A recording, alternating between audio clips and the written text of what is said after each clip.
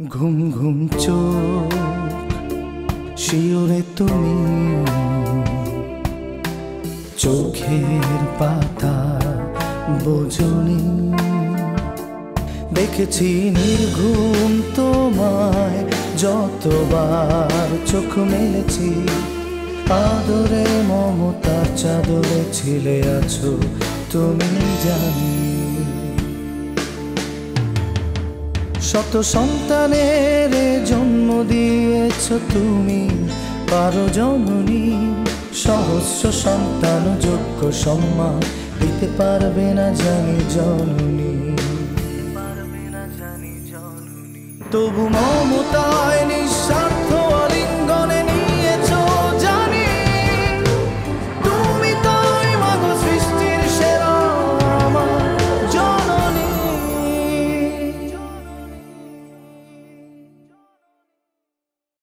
ওর বড় ভাই রিজওয়ানকে এত বড় কলঙ্কের হাত থেকে বাঁচিয়েছে এখন এই খবরটা একটু কায়দা করে রটিয়ে দে বাট রিমেম্বার এখন কিন্তু গর্বে আর অহংকারে মরিয়মের মাথাটা আকাশে গিয়ে ঠেকেছে শেষে তুই যেন আবার ওর টার্গেট না হয়ে যাস সত্যটা কোনোদিন চাপা থাকে না তারিক এই ছেলেটা আমার সাজানো সংসারটা ভেঙে তছনছ করে দিয়েছে তারপর ওর সঙ্গে তোমরা কেন সম্পর্ক রাখো কেন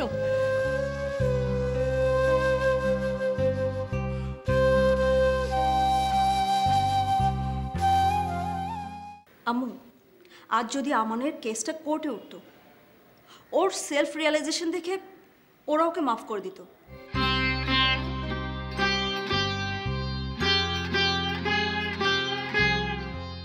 কিন্তু আপনি আম্মু আজ যদি আমার না থাকতো তাহলে কি হতো কি হতো বৌমা আমার না থাকলে কি হতো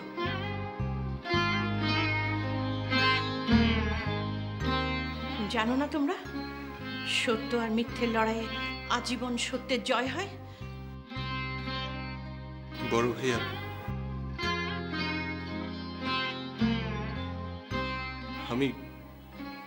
আমি আসি ওয়েল ডান আমান ওয়েল ডান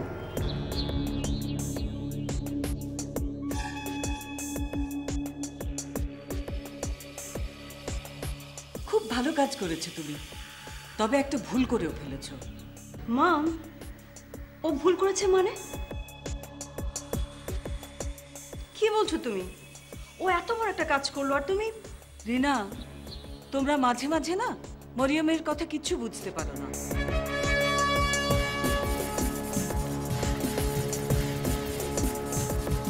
সেজন্যই তোমরা মাঝে মাঝে মরিয়মকে ভুল বোঝো কেন যে এমন করো আমি বুঝতে পারি না সূর্য মনে হচ্ছে আজ দক্ষিণে উঠেছে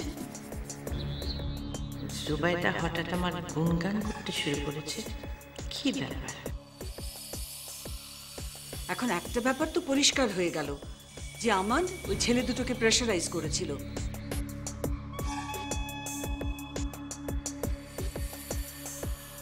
এখন এই ব্যাপারটা যদি সামনে এসে যায় তাহলে কেসটা ইউটার্ন নিয়ে নেবে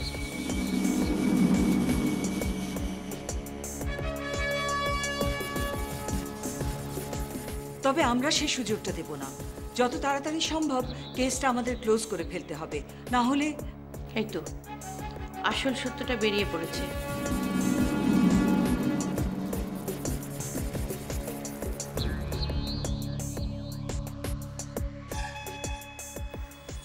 এসব জোর জবরদস্তির কি দরকার ছিল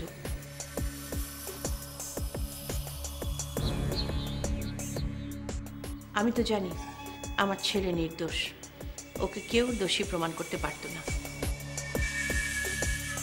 এটা শুধু আমার বিশ্বাস না দিস ইজ রিয়েলিটি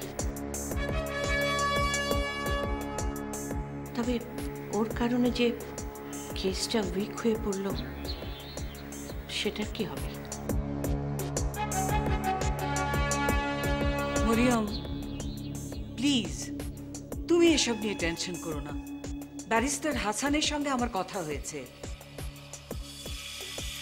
উনি বলেছেন ওই কেসের আর এখন কোনো মেরিট নেই, বরং উল্টে উনি ওই ক্রিমিনালদের এগেনস্টে কেস ঠুকে দিয়েছেন।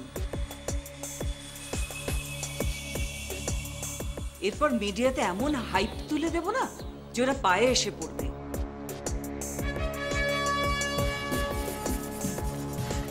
এনিওয়ে, আমি কিন্তু আজ এখানে এসেছি একজন আত্মবিশ্বাসী মাকে সালাম জানাতে। She is a great mother. নিজের ছেলে মেয়েদের উপর এত বিশ্বাস কখন আসে জানিস না? যখন মায়ের ভালোবাসাটা নিখাদ হয়, পবিত্র হয়। রিনা, তোর মাথা থেকে একটা খটকা ঝেড়ে ফেল। খটকা? কোন খটকা মম? তোর শাশুড়ি সব ছেলে মেয়েকে সমান চোখে দেখেন, কারো প্রতি উনি কোনো অন্যায় করেন না।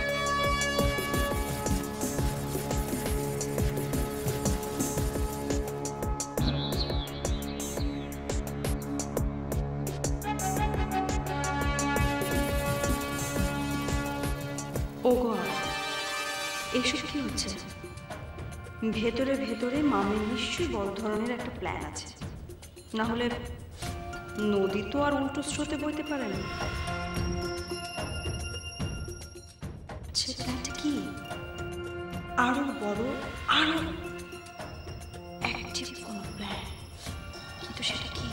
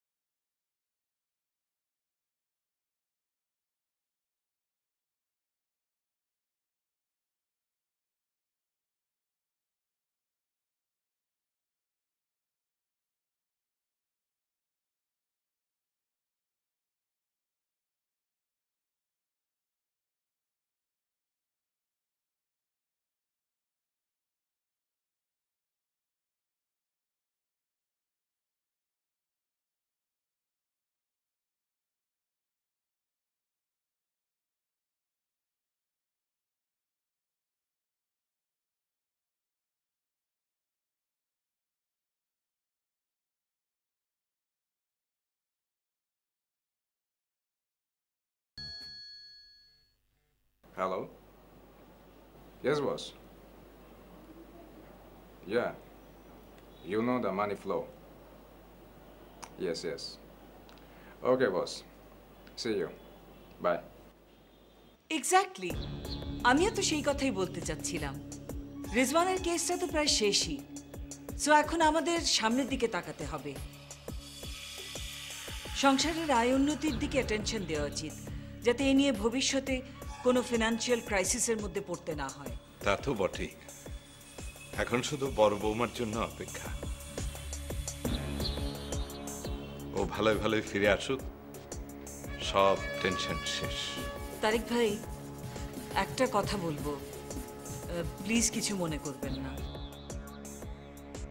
অপারেশনের দিন হসপিটাল অথরিটিস খুব চাপ দিচ্ছিল, তাই আমি আপনাদেরকে না বলে একটা 3 লাখ টাকার চেক জমা দিয়েছিলাম। আসলে আপনারা রিজওয়ানের ব্যাপারটা নিয়ে এত প্রবলেমের মধ্যে ছিলেন যে আমি আর কিছু বলিনি। আমি তখনই জানতাম মরিয়ম শুনলে খুব রাগ করবে। ও তাই? মরিয়ম তো হসপিটালে গেল টাকা জমা দিতে, ও তো ডাক্তারের সঙ্গেও কথা বলবে। ভালোই তো, ও টাকা জমা দিয়ে আসুক, আমারটা সময় সুযোগ বুঝে দিয়ে দিলেই হবে, কোনো আর্জেন্সি নেই। আচ্ছা, সব মিলে কত টাকা লাগতে পারে? তা 10-11 লাখ টাকার মতো হবে।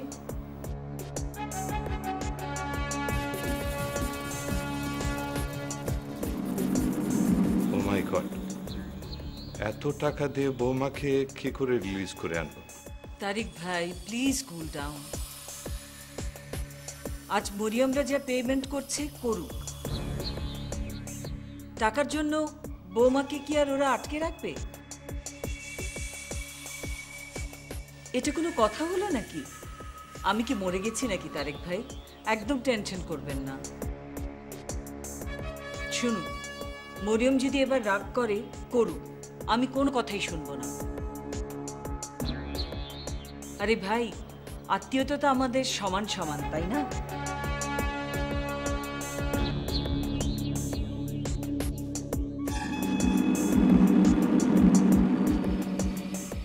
তারিক ভাই, ভুলে যাবেন না, এ বাড়ির মান সম্মান মানে আমার মান সম্মান।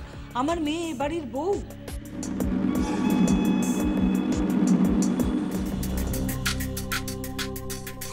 গেম একটা চলছে, মামির নতুন গেম। না, এবার বাসায় গিয়ে মামের সঙ্গে কথা বলতে হবে। মাম এভাবে বারবার কেন রং বদল করছে? দেখে মনে হচ্ছে মাম একেবারে ওই মহিলার কাছে হেরে গিয়ে পায়ের নিচে বসে আছে। But I know Zubaida Rahman মরে গেলেও ওই মহিলার কাছে হার মানবে না। নেভার।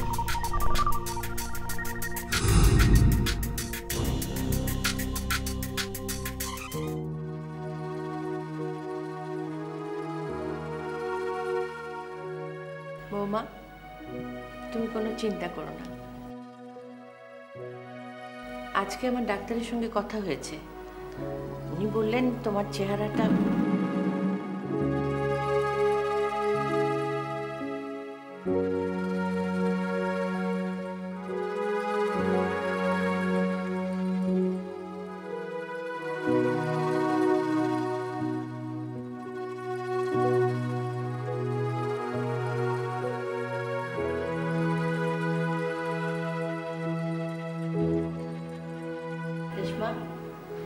তুমি বাড়িতে ফিরলে আমি রোজ রোজ তোমার জন্য একটা করে নতুন ডিশ রান্না করব।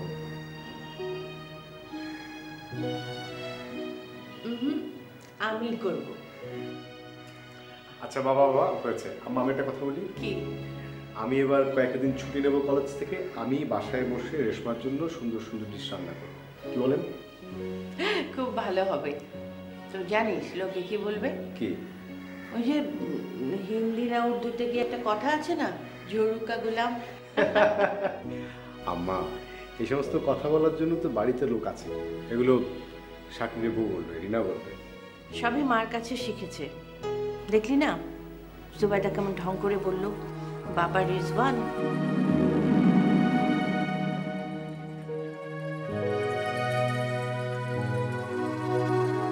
আরে কি বলবে?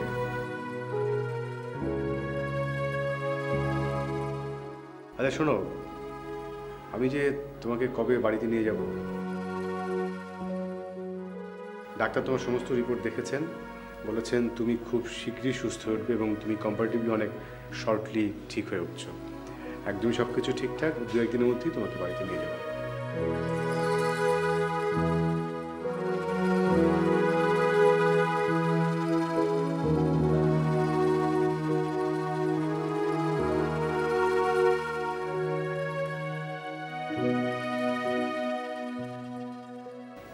শোনো, আমরা 2-1 দিনের মধ্যেই বাসায় চলে যাবো, জাস্ট 2-1 দিন।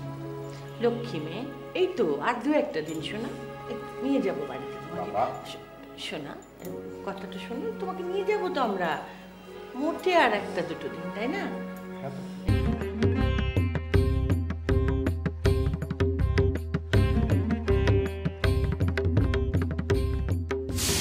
আমার ফ্যামিলির ব্যাপারে ও কেন নাক গলাতে আসে, আর বারবার ওকে এই বাড়িতে কে ঢুকতে দিচ্ছে?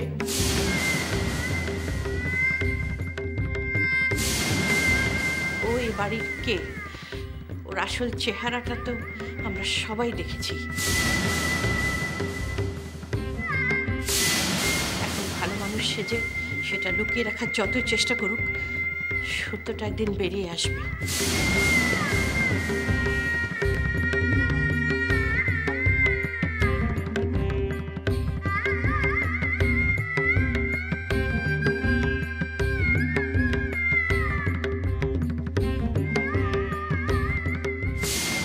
সত্যটা কোনোদিন চাপা থাকে না তারিক। এই ছেলেটা আমার সাজানো সংসারটা ভেঙে তছনছ করে দিয়েছে, তারপর ওর সঙ্গে তোমরা কেন সম্পর্ক রাখো? কেন?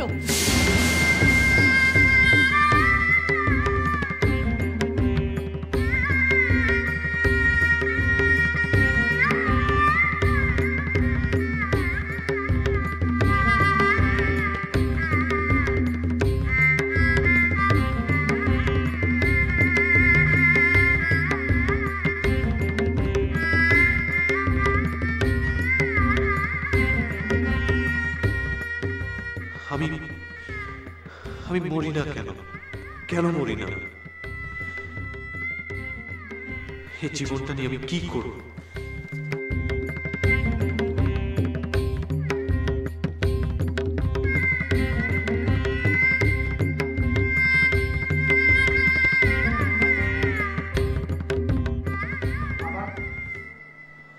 কিরে, কখন এলি? কি খবর?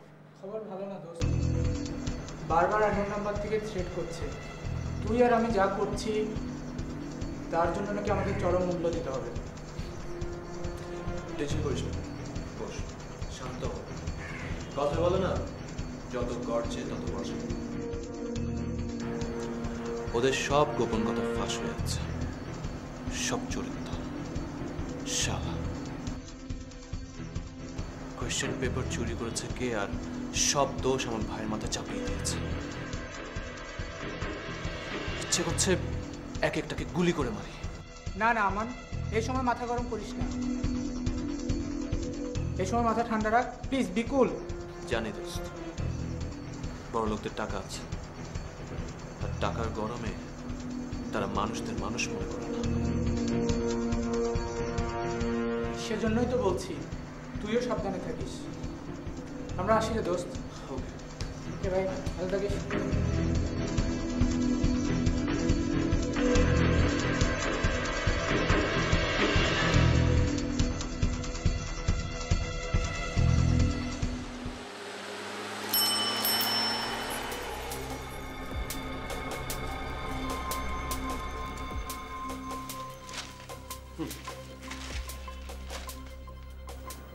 আমার ভাইয়াকে ভাষায় এত বড় সাহস!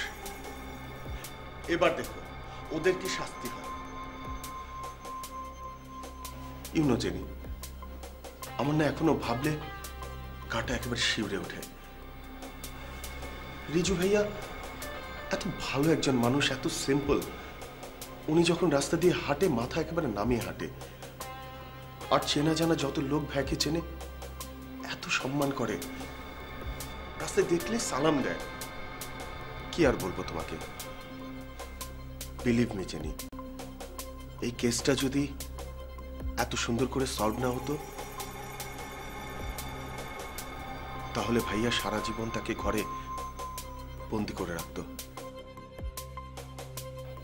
আর আম্মু এত টেনশন করেছে ভাইকে নিয়ে, আল্লাহ জানে। আর আব্বু, ওফ, সব আল্লাহর রহমতে ঠিক হয়েছে।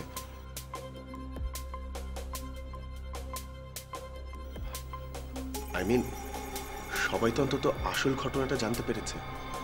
আমি মাঝে মাঝে তোমার কথা ভাবি সাগর। এই যে বাড়িতে এতগুলো প্রবলেম হয়ে গেল, তুমি কি করলে? একটা ফোন করলে, ব্যাস।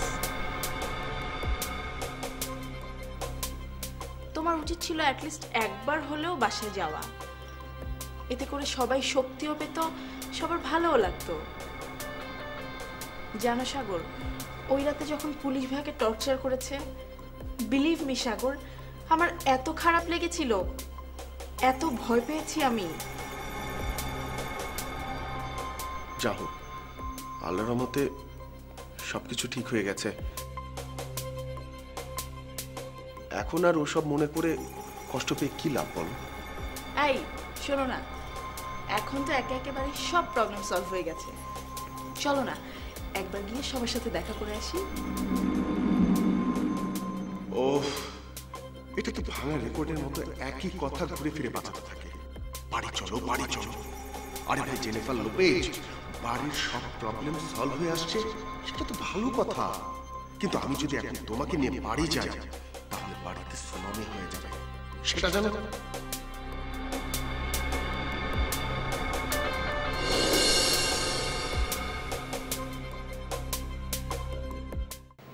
স্যার, আপনার আর ম্যাডামের 2 কপি করে ছবি আমাদের অফিসে একটু পাঠিয়ে দেবেন। একটা সেট থানায় পাঠাতে হবে পুলিশ ভেরিফিকেশনের জন্য। আসলে আজকাল যে ধরনের ফ্রড কেস হচ্ছে, বিশেষ করে অ্যাপার্টমেন্টগুলোতে,